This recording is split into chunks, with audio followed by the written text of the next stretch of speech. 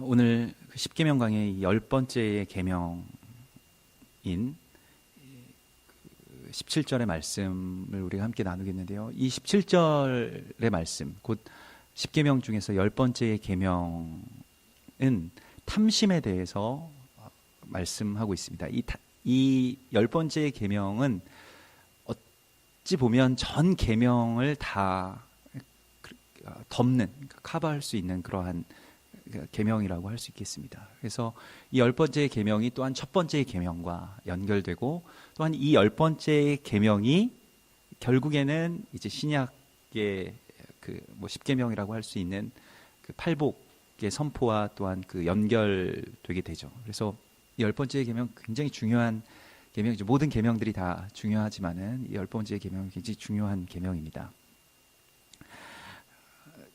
그래서 오늘 내 이웃의 집을 탐내지 말라, 모든 그 이웃의 것들을 탐내지 말라고 하시는 이 하나님의 말씀은 어떤 이 탐내다라고 하는 이 단어가 이 하마드라고 하는 단어인데, 이 단어는 두 가지 모두 다 쓰입니다. 그러니까 누구의 것을 빼앗는 것, 도둑질하는 것, 그런 행위에도 쓰이지만, 대부분의 경우에 이 하마드라고 하는 단어는 마음, 이렇게 탐심, 이 마음에 있습니다. 그래서 우리가 어떠한 그 탐욕과 탐심에 대해서 적용되는 말씀임을 우리가 알아야 되는데, 왜냐하면 이것이 어떠한 행동, 도둑질이나 간음이나 하는 그러한 어떤 행동에 대해서 의미하는 것이라면 앞의 계명들과 중복됩니다.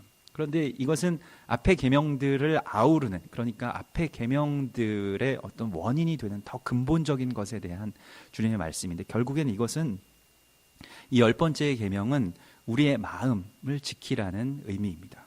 그래서 그 십계명의 성취는 결국 창조의 역사, 창조의 질서의 회복이고, 창조하신 하나님의 나라가 다시 이 땅 가운데 임하시는 데 있어서 가장 중요한 어떤 열쇠가 되는 것인데, 그것은 결국에는 욕망에 대한 승리를 선포함으로써 십계명이 이제 완성됩니다. 이 욕망에 대한 그 승리라는 것이 바로 창조의 질서가 회복되는 것이죠. 창조의 질서가 다시 돌이켜진다라고 하는 것은, 우리가 그 창세기 3장에서 욕망 때문에 이 세상의 창조의 질서들이 다 어긋났거든요. 인간의 욕망 때문에. 그리고 그 인간의 욕망으로 인하여서 이 세상이 아주 뒤죽박죽 된 것들이 다시 되돌이켜지는 것의 그 마지막 열쇠는 우리의 마음입니다. 우리의 욕망을 다시 되돌려 놓는 것입니다. 우리가 취한 그 선악과 그 욕망의 열매를 다시 올려놓는 것이죠. 그래서 야고보서 1장 15절에서 욕심이 잉태한 즉 죄를 낳고 죄가 장성한 즉 사망을 낳느니라. 이 욕심에서부터 결국 죄가 들어왔고, 그리고 그 죄가 자라나서 사망을 이루게 됐다는 것입니다. 이 세상 전반적인 어떤 이 세상의 말하자면 패배, 창조의 역사가 그 뒤엉켜진 것, 뒤죽박죽이 된 것에 대해서 야고보서 1장이 이렇게 말하고 있는데요. 그래서 결국 이 마지막 말씀은 우리의 마음을 되돌이키는 말씀인데, 그 잠언에 보면 그 무릇 지킬 만한 것 중에서 더욱 너의 마음을 지키라. 생명의 근원이 이에서 남이라고 말씀하고 있습니다. 그래서 모든 어떤 균열의 이 이유, 그 창조 질서의 균열의 이유가 아주 우리가 생각할 때는 굉장히 작은 마음에서부터 보이지도 않고, 또 이것이 어떤 그 행동으로 드러나기 이전에 그 단계인 그 마음에서부터 이것이 일어났고, 그것을 바로잡는 것이 오늘 이 성경의 말씀입니다. 그래서 탐심이 창조의 질서를 파괴했죠. 십계명이라고 하는 것은 결국에는 이 창조, 바로 이 지점을 돌이켜서 창조의 질서를 이제 다시 바로 세우고, 그리고 하나님의 나라가 이 땅 가운데 임하시고 우리가 하나님의 백성으로 들어가게 되는 것에 대한 말씀입니다. 우리가 보기에는 굉장히 작은, 마음으로 범죄하는 것은 범죄의 축에 들지 않는다, 이게 행동으로 옮겨져야 범죄라고 생각했던 그런 부분들을 주님께서 오늘 완전히 새롭게 말씀하고 있습니다. 그래서 결국에는 우리가 탐심이라고 하는 것은 그럼 무엇이냐, 이 하마드, 이 탐심이라고 하는 것은 창조의 완전함을 인정하지 않는 것을 의미합니다. 하나님께서 이 세상을 창조하셔서 이것이 완전하고 이제 부족함이 없는 것인데, 그런데 사단은 그것에 대한 어떤 부족함을 우리가 인식하도록 계속해서 유혹합니다. 그게 유혹이죠. 유혹이라고 하는 것은 너에게 무엇이 없지 않느냐, 너는 지금 이것이 부족하지 않느냐라고 유혹하는 것이죠. 우리는 매일같이 그런 유혹 속에 노출되어서 살아가죠. 무엇이 부족하지 않느냐.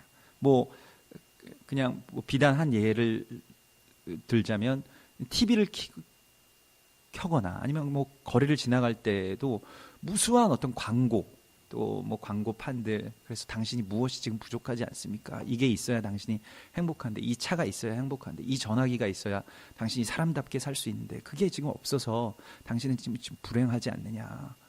결국 광고라는 것이 그러한 것이죠. 그래서 계속 와서 요거 한 입만 베어 물면 당신은 굉장히 좋은 멋진 삶을 살 수 있다. 이 아파트에서 살고 이 차를 갖고 또 어디에 가서 뭘 먹고 하는 것들에 대한 미혹과 유혹들이 있는데, 그것이 결국에는 다 우리의, 광고가 무엇입니까? 우리의 욕망을 자극하는데, 그 욕망의 그 깊숙한 저변에는 나는 무엇이 부족해서 지금 행복하지 않다라고 하는 마음이 있다는 것입니다. 그래서 결국 사단은 내가 갖지 못한 것에 대해서 집중하게 하죠. 내가 갖고 있는 것에 대해서는 아랑곳하지 않고, 이 동산의 모든 나무 실과를 다 먹을 수 있음에도 불구하고 하나님께서 먹지 말라고 하신 것에 대해서 주목하게 하는 것이고, 결국 이것이 마케팅이고 광고죠. 너 이거 부족하다. 당신에게 지금 당신이 원하는 게 뭔지 압니까? 라고 말하는 것이죠. 우리가 원하는 건 뭔지 몰라요. 그런데 광고들은 그런 거를 이제 알게 하고, 결국 그것이 다 우리의 욕망과 결합되는 것입니다. 그래서 결국 그 부족함에 대한 인식을 하게 되면 그 반응이 부족함에 대해서 인식해서 그 부족함을 이제 내가 채워야 된다, 내가 채우려고 하는 시도가 결국에 바로 탐심인 것입니다. 그게 내가 하나님 되려고 하는 것이죠. 우리의 삶에 부족함들이 있겠죠. 그런데 그 부족함은 물론 사실이겠지만, 그러니까 선악과를 먹지 않는 것은 어떻게 보면 부족함이겠지만, 또 다르게 보면 그것이 순종이고 하나님에 대한 고백임에도 불구하고 그게 나의 부족함이라고 여겨진다면, 거기에서 그걸 내가 되돌리려고 하는 모든 시도가 결국에는 탐심이라는 것입니다. 그러니까 탐심은 예배의 반대말입니다. 우리가 예배드리고 감사하는 것은 그 자체로 우리가 창조의 질서 가운데서 만족하고, 여호와는 나의 목자시니 내게 부족함이 없으리로다 라고 하는 선포가 우리 예배 가운데서 하나님께 드려지는 것인데, 그의 반대가 같은 현상에 대해서 반대로 반응하게 되는 것이죠. 그것을 우리 스스로 돌이키려고 하는 것. 그래서 감사와 예배가 파괴된 지점에 탐심이 생겨나게 되는 것입니다. 우리는 하나님의 창조물이고 하나님의 창조의 질서가 우리를 완벽하게 다스리고 계시고, 그것에 대해서 아무런 부족함이 없고 너무나도 감사하고 감격합니다 라는 그 감사가 사라지는 순간 곧바로 탐심이 들어오게 되는 것입니다. 그러니까 동산의 모든 나무 실과에 대한 감격이 사라지는 순간 하나 부족한 것에 대한 아주 집중적인 공격, 균열이 시작되는 것이죠. 우리는 예배하도록 지으심을 받았는데 사실 중간 지대가 없는 거예요. 예배가 그치면 바로 탐심이 들어오게 되어 있습니다. 이것은 그냥 우리가 예배와 탐심 사이에 뭔가 중간에 어떤 지대가 없어요. 그래서 결국에는 이것은 예배냐 탐심이냐 하는 싸움입니다. 우리가 무엇을 갖지 못했느냐 아니면 무엇을 다 누리고 있느냐 하는 것에 대한 고백이고, 또한 그것에 대한 인식이고 싸움이죠.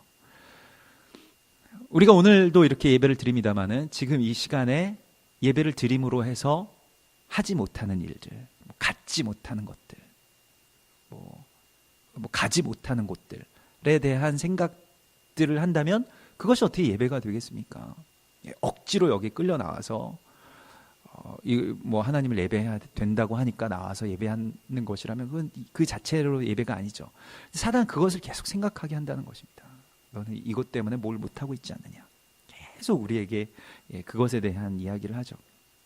결국에는 예배가 사라진 지점은 가장 위험한 그 마음 상태라고 주님께서 말씀하시는데, 그것이 이제 마태복음 12장에 나오는 빈집털이죠. 그러니까 사단이, 그 귀신이 집이 비었음을 알고 돌아와서 자기 친구들 다 데리고, 7귀신을 데리고 돌아와서 이제 그 빈집에서 더 왕성하게 활동을 한다는 이야기인데, 그 누구에게 하신 말씀이냐면 율법주의자들에게 하신 말씀입니다. 그러니까 우리가 탐심을 제거하라 했을 때, 그래, 욕망 내가 제거해야지. 그래서 욕망 없는 삶, 보통 이제 여기에 머무는데요. 이건 굉장히 위험한 것입니다. 그러니까 뭐 말하자면 그냥 안분지족, 뭐 이런 것들, 동양적인 사상 안에서 그냥 우리가 그냥 만족하고 그냥 뭐 그냥 그런 줄 알고 살아라 하는 정도에서 이 싸움이 끝나질 않는다는 것입니다. 그 자체를 우리는 무엇인가를 욕망하게 되어 있는 존재인데, 사실 우리는 하나님과 그 하나님의 나라에 대한 갈망으로 가득 차야 되는 사람들로 창조가 되었습니다.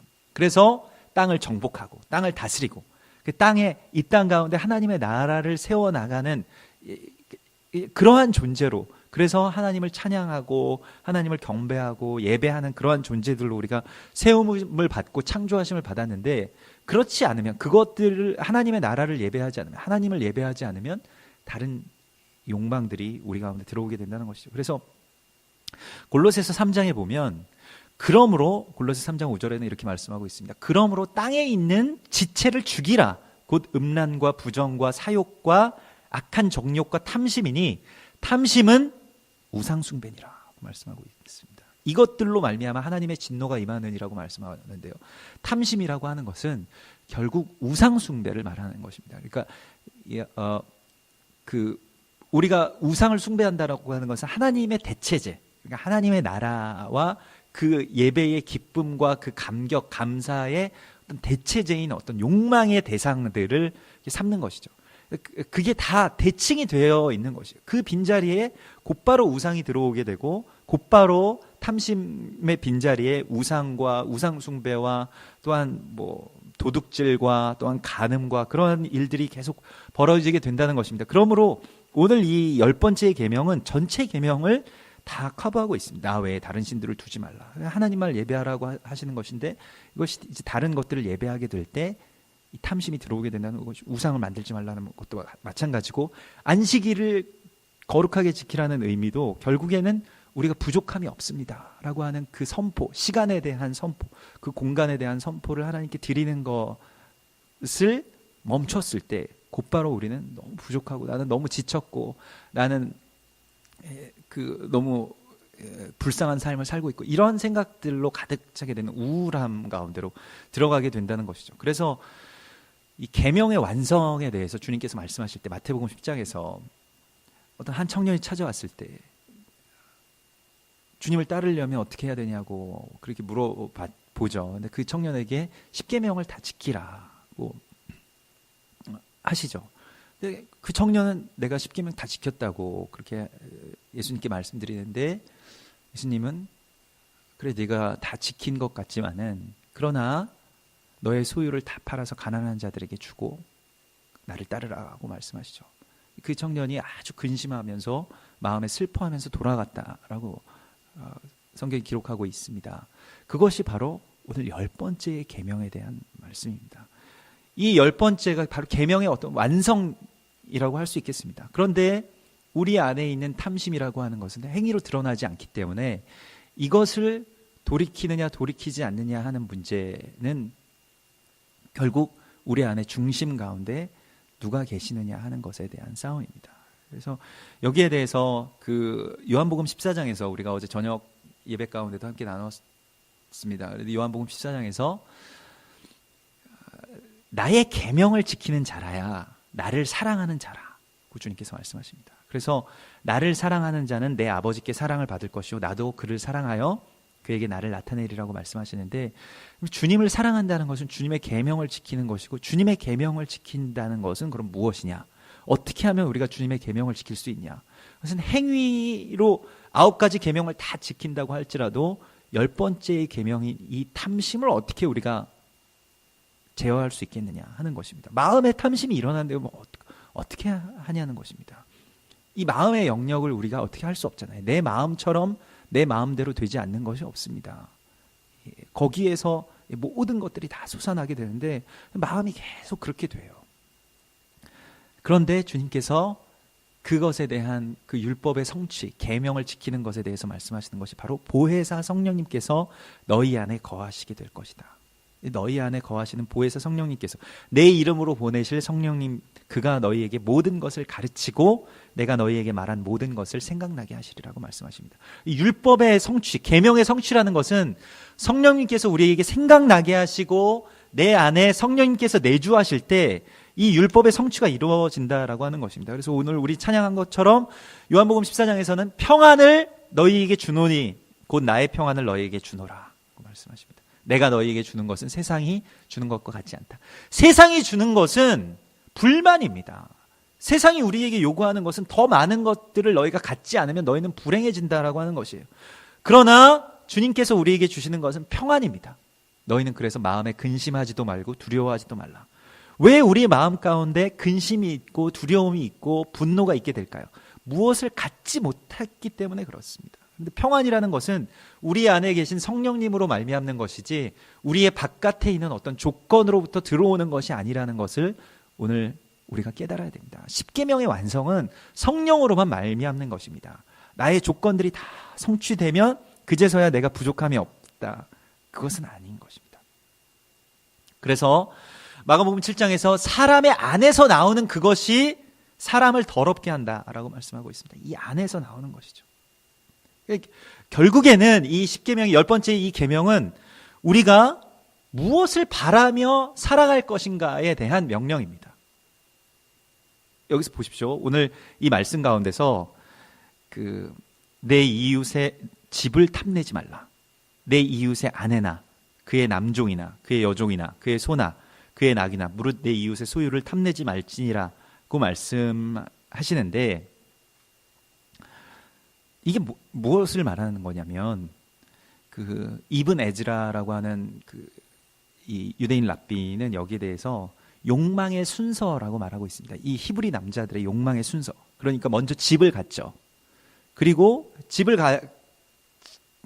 소유하면 그 다음에 이제 아내를 맞이할 수 있게 됩니다. 이게 이 유대인들의 전통이죠. 그래서 그 아내를 맞이해서 살면서 이제 종들을 두게 되고 종들과 함께 농사를 짓고 뭔가 사업을 해서 이제 그 모든 소유들을 이루게 되는 것입니다. 이게 그냥 어떤 말하자면 인생이에요. 욕망이 이끄는 삶을 말하는 것입니다. 우리가 살아간다고 하는 것에 대한 전부가 바로 이러한 순서로 진행이 됩니다. 집을 가지고 아내를 맞이하고 또 종들을 두고 거기서 소유를 두고 우리 현대의 말로 하면 열심히 공부해서 대학 가고 대학 가면 뭐 할 건데? 그럼 취업해야죠. 취업하면 뭐 할 건데? 결혼해야죠. 결혼하면 뭐 할 건데? 자식들 낳아야죠. 자식들 낳으면 뭐 할 건데? 돈 벌어야죠. 돈 벌면 뭐 할 건데? 뭐 그냥 살다가 죽겠죠. 평안하게 살다가 죽겠죠. 그 삶을 이끌어가는 어떤 동력이 무엇입니까? 뭐가 그렇게 그 사람을 열심히 공부하게 하고 좋은 집을 갖게 하고 뭐 결혼을 해서 뭐 행복하게 사는 그 삶의 동력이 뭐냐는 거예요.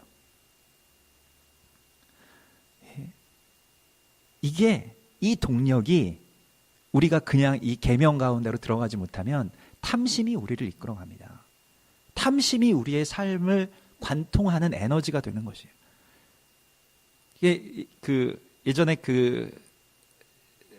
이 시 제목 가운데 질투는 나의 힘이라는 그 시가 있습니다. 거기에 나는 마음에 많은 공장들을 세웠는데 그 공장의 그 연료가 바로 질투라는 것이죠. 내 공장의 연료, 내 삶의 공장의 연료는 바로 이 질투와 탐심이라는 것입니다. 남들이 갖고 싶어하는 것을 갖고 싶다. 내가 갖지 못한 것에 대한 그 갈망으로 계속 살아간다는 것입니다. 이게 우리의 삶이에요. 이게 우리가 살아가는 그 허망한 삶에 대한 맹목적인 삶에 대한 어떤 연료입니다. 이걸 우리 깨닫지 못해. 이게 바로 야곱입니다. 그냥 남의 발 뒤꿈치를 잡으면서 살아가는 삶. 말하자면 남들이 갖고 싶어하는 것을 내가 갖는 것이 좋은 삶이다. 그게 훌륭한 삶이다, 위대한 삶이다, 성공한 삶이다 라고 이야기하면서 살아가는 것이죠. 그럼 하면 뭐 하겠습니까? 다른 사람들이 좀 부러워하고 다른 사람들이 그냥 그것도 갖고 싶어하고 그래서 야, 너 참 좋겠다 라고 생각되는 삶이 실제로 행복하진 않지만은 그런 부러움을 사는 삶이 좋은 삶이라고 세상이 이야기하고 있는 것입니다. 얼마나 허망한 삶일까요? 요즘에 무슨 그런 코미디 코너 중에 그런 코너가 있더라고요. 돈 벌면 뭐 하겠나, 소고기 사 먹겠지, 그런 코너가 있더라고요.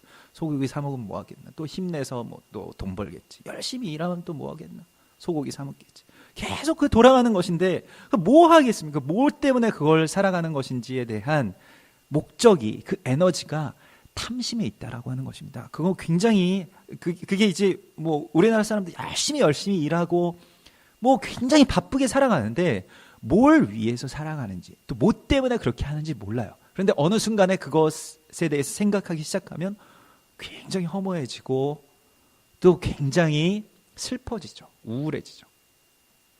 세계에서 가장 바쁜 나라, 가장 열심히 일하는 나라, 주당 근로시간이 제일 많은 나라이지만 자살률도 제일 많은 나라가 우리나라입니다.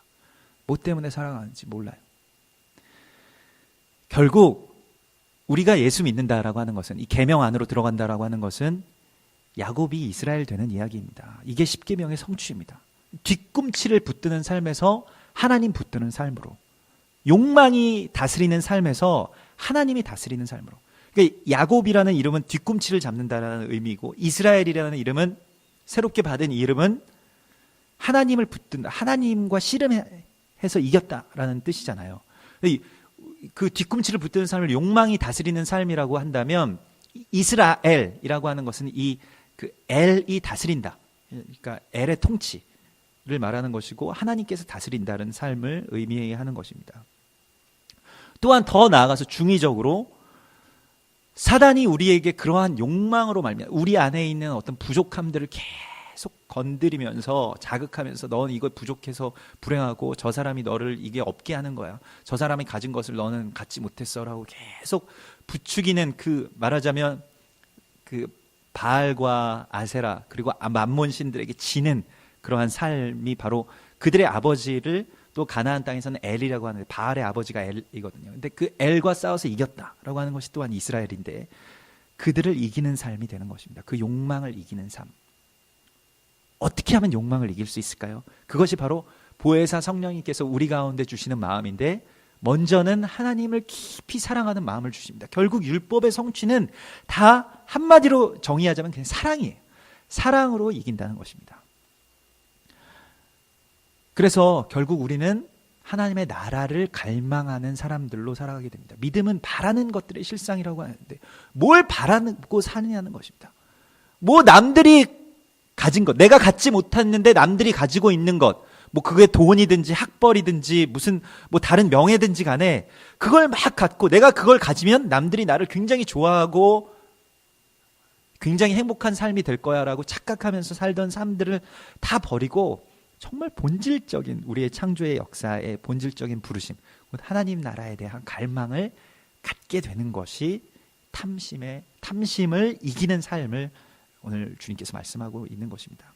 그것이 바로 성령님께서 우리 가운데 주시는 마음이죠. 뭘 바라면서, 뭘 갈망하면서 사는가, 하나님 나라에 대한 가난함이 있는가 하는 것을 주님께서 오늘 우리 가운데 물으시고 계십니다. 결국 십계명의 완성은 하나님 나라에 대한 갈망을 가지라는 말씀으로 성취되는 것이에요. 이것이 10번째 계명의 본질적인 말씀입니다. 탐심을 물리치는 것은 하나님의 나라에 대한 갈망 외에는 없습니다. 그래서 이 계명이 이제 신약의 십계명이라고 그렇게 불리워지는 팔복 산상수훈 설교에서 주님께서 그 산에서 말씀하시죠. 보면 이 10번째 계명에 그대로 이어서 이 계명을 받아서 이제 말씀하시는 것을 우리가 보게 되는데, 가난한 자는 복이 있나니 라고 시작됩니다. 그 정말 위대한 말씀이죠. 이 10번째 계명을 관통하면서 이제 꿰뚫으면서 다시 이제 가지고 오시는 것인데, 가난한 자는 복이 있나니 하나님의 나라가 그들의 것이며 라고 말씀하고 있습니다. 무엇이 복이 있는 자이냐니까.